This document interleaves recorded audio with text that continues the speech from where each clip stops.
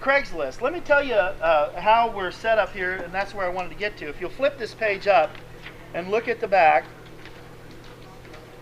the top part of this page is a template that Daniel Brittle has created. And if we look at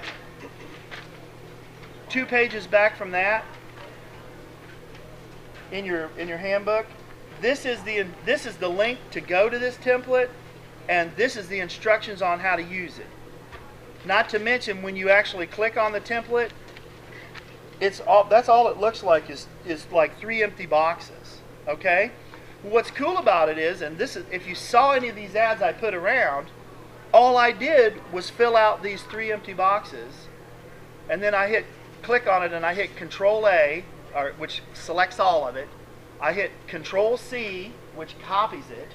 Then I open Craigslist and I click on their main body and I hit Control V, and it not only puts what you typed in there, it puts the whole ad in there with a map to our location, with our hours, with our phone number, with how to contact us. And as you look at some of these ads where the items have sold, it's really cool that they have all that other information in there. And we would encourage any and all of you to start listing some of your items.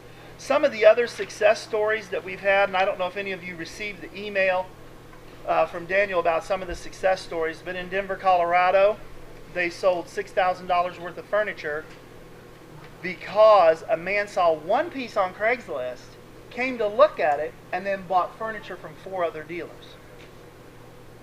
Okay? The phone calls that we get, I have a couple of dealers who've done hugely well with this. Miss Olivia and Chuck, I know you've listed books on Craigslist, and we've had people just show up at our door. I need to know where 619's booth is because they said they have these types of books. And boom, these people are showing up here. Don Daniels has listed numerous pieces of his furniture on Craigslist and sold numerous pieces of his furniture. One of the things I'm finding, and Alicia can attest to this, is that we're getting phone calls from these people on Craigslist going, you know, hey, dealer number such and such or booth number such and such, is that piece still there? Well, yeah, let me run and go check for you. Yeah, it's still there. It's gorgeous. Well, I've never been there before, and I'm hearing that a lot. Well, I've never been there before, but I'm going to come out and look at it. What's your hours? You know, I listed 7 items in 2 days. Imagine what would happen if every dealer in this mall was trying to list 1 item out of their own booth every day or so. You know, you don't want to flood Craigslist. That's the one thing about Craigslist, and I will give you that warning. If you sit down and did 30 ads, you run the risk of them getting flagged. They're going to get flagged and they drop off. So you want to do 1 or 2 every day. And that's how, and then it builds. And they're on there for 45 days. And it's very intriguing how they see, and even if it's not furniture that you're listing, let's just say it's that you have kitchenware, that you have a lot of Pyrex kitchenware, or that you have themed Valentine's Day stuff. I did one Craigslist ad that just basically said we have a dealer who set up a new Valentine's display in the front, and several other dealers have Valentine's stuff already. Come check it out. You know, I think that's really cool and interesting that you can just drop a little ad in there like that.